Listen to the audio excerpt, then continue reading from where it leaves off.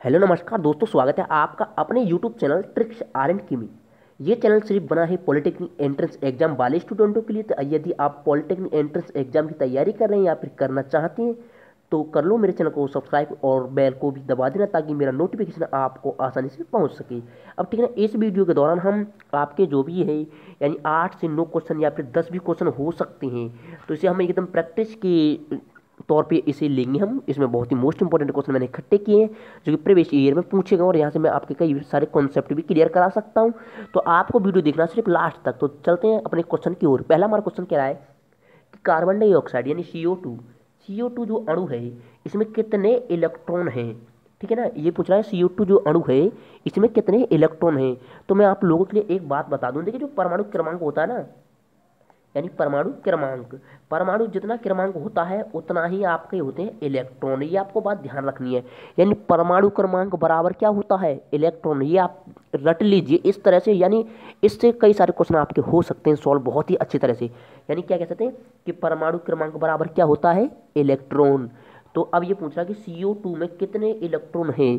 तो कार्बन का परमाणु क्रमांक कितना होता है, 6, और ऑक्सीजन का होता है 8, लेकिन यहाँ पर 2 ऑक्सीजन दिए हुए हैं।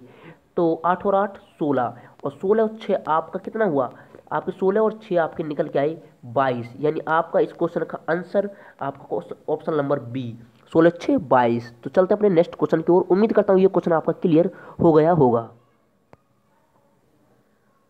और सेकंड हमारा क्वेश्चन है, बहुत ही अच्छा क्वेश्चन है, आप खुद ही दिमाग लगाया करिए पहले कि कौन सा आप, तो जो भी आपका ठीक होता है उसे आप लिख लीजिए, और उसके बाद आप फिर खुद रियलाइज कीजिए कि आपने कितने सही किए। यानी कुछ को जो भी हम बताते हैं उसे एक तरह से टेस्ट के ऊपर लें, यानी टेस्ट के तौर पर लेंगे तो आपकी नॉलेज ज़्यादा बढ़ेगी। ठीक है ना। तो क्वेश्चन है कि इस लोहे का जो शुद्धतम रूप, यानी आपको 4 ऑप्शन दिए हैं कि ढलवा लोहा या फिर पीट लोहा या फिर कच्चा लोहा या फिर पिटवा लोहा, इनमें से कौन सा लोहा शुद्ध लोहा है। तो इसे हम ट्रिक से सोचने की कोशिश करेंगे। देखिए कच्चा लोहा, अब ये कच्चा लोहा है तो ये तो भाई कच्चा है, यानी ये शुद्ध नहीं हो सकता, ऐसा हमने मान लिया। तो ये ना ढलवा, ये कह रहा है ढलवा, तो ढलवा का मतलब ढल रहा है, तो ये भी कोई शुद्ध नहीं होगा क्योंकि अभी ये ढल रहा है।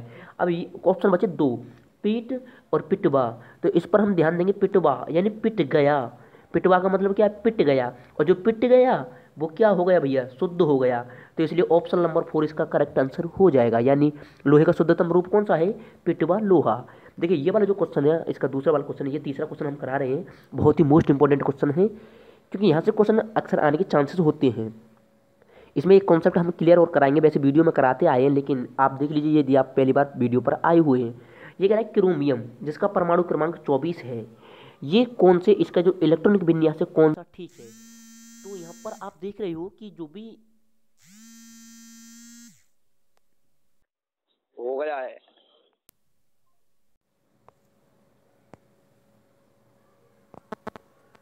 तो सॉरी इसी अभी के लिए, क्योंकि अभी क्या है कि कॉल आ गया था और मुझे पता नहीं था, मुझे ध्यान नहीं रहा था फ्लाइट मोड लगाने का आपकी वीडियो के चक्कर में, तो उस वजह से कॉल आ गई और मुझे रिसीव करना पड़ा। ठीक है ना। तो सॉरी, अब अपने क्वेश्चन की ओर ध्यान देते हैं कि परमाणु क्रमांक जो 24 है इसका इलेक्ट्रॉनिक विन्यास क्या है।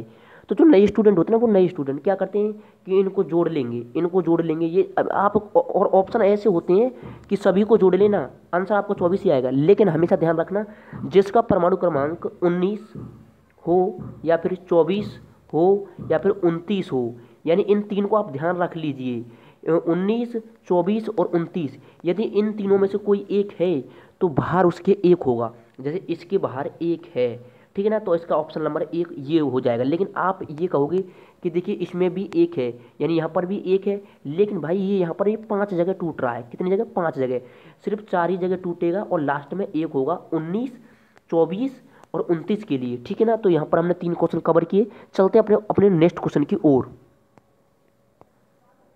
अभी क्वेश्चन हमारा 4 है और बहुत ही अच्छा क्वेश्चन है, क्योंकि क्या होता है थ्योरेटिकल क्वेश्चन आप कोई भी माइंड नहीं लगाते, उस वजह से आपके क्वेश्चन गलत हो जाते हैं या फिर छोड़कर आते हो। तो इन क्वेश्चन को तो आपको कैसे भी ध्यान रखना है, थ्योरेटिकल को रट के रखो या फिर मेरे द्वारा रखो। मेरे द्वारा रखोगे तो काफ़ी अच्छा रहेगा, क्योंकि मैं जो है काफ़ी अपने कंसेप्ट यानी ट्रिक लगा के देखता हूँ, तो उससे आपको बेनिफिट हो जाता है। इस क्वेश्चन को हम ट्रिक के द्वारा करेंगे, देखते हैं क्या है इसकी ट्रिक। ये कह रहा है कि डीजल इंजन की जो क्षमता होती है वो कितनी होती है। क्वेश्चन ये है डीजल इंजन की क्षमता कितनी होती है। तो ऑप्शन है 30 या 70 या फिर 50 या फिर 40। देखिए इसमें डीजल में जो है पहला अक्षर यानी डी, डी आपका कौन से अक्षर पर आता है ABCD में। तो ए बी सी डी यानी 4 नंबर पर आता है। 4 से रिलेटेड करेंगे 40, तो इसका ऑप्शन नंबर डी, ठीक है ना, 40%। चलते हैं अपने और क्वेश्चनों की ओर।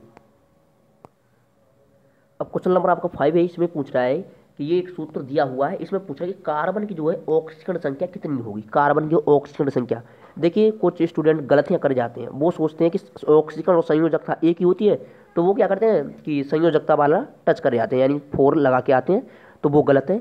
ऑक्सीकरण संख्या का रूल कुछ अलग होता है, उसे देखते हैं। देखिए जिसकी हम निकालेंगे उसकी मानेंगे x, तो यहाँ पर कार्बन की हमें निकालनी है, तो कार्बन यहाँ पर है 12, तो 12x, ठीक है ना, जो जिसकी हमें निकालनी हो उसकी x मानेंगे। तो कार्बन कितने थे 12, तो क्या हुई 12x, ठीक है ना। अब देखिए हाइड्रोजन की होती है भैया ऑक्सीजन संख्या 1, तो 1 यहाँ पर 22 हाइड्रोजन है, तो क्या हो जाएगा आपका आंसर आ जाएगा इसका 22। अब ऑक्सीजन जो होती है, जो ऑक्सीजन संख्या वो होती है -2, क्या होती है -2।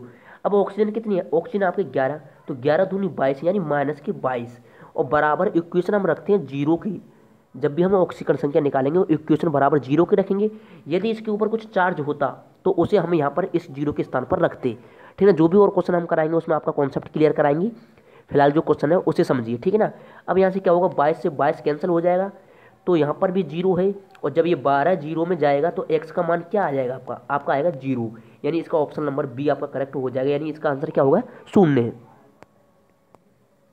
ये बस इतना ही छोटा सा वीडियो होने वाला है, तो ये हमारा लास्ट क्वेश्चन है, इसे हम ट्रिक के द्वारा समझेंगे, इसी ट्रिक से हम कैसे सॉल्व कर सकते हैं, ठीक है ना। तो क्वेश्चन हमारा ये कह रहा है कि निम्न में से किसकी जो आवृत्ति कम होगी, यानी 4 तरंगें आपको दी हुई है, पूछ रहा है सबसे आवृत्ति कम किसकी होगी। देखिए ट्रिक के द्वारा हम कैसे समझेंगे। ये आवृत्ति है ना भाई, इसको आवृत्ति को मैंने मान लिया आवाज़, क्या मान लिया आवाज़, यानी इन चारों में से आवाज़ किसकी कम होगी, ठीक है ना। अब देखिए यहाँ पर ये लिख रहा है गामा तरंगे, तो गाँव यानी गाँव की आवाज़ तो बहुत सारी होती है। यहाँ पर है दूसरा ऑप्शन ध्वनि, अब इसमें तो आवाज़ का कुछ है ही नहीं है, ज़्यादा भी हो सकती है कम भी हो सकती है, लेकिन क्या होता है कि इन दोनों की तुलना में रेडियो की जो आवाज़ है बहुत ही कम होगी, तो सबसे कम जो आवृत्ति होगी किसकी होगी, रेडियो तरंगों की, ठीक है ना। तो इसका ऑप्शन आपका सी करेक्ट हो जाएगा। अब मिलते हैं नेक्स्ट वीडियो में।